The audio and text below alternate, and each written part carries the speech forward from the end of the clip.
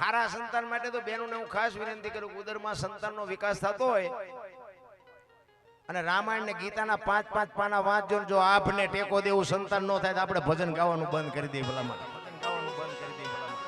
બાકી વહુ હારો ભેગા પાણી પૂર્યું જોતા હોય ત્યાં પરજામ કે ઠેકાણા ન હોય.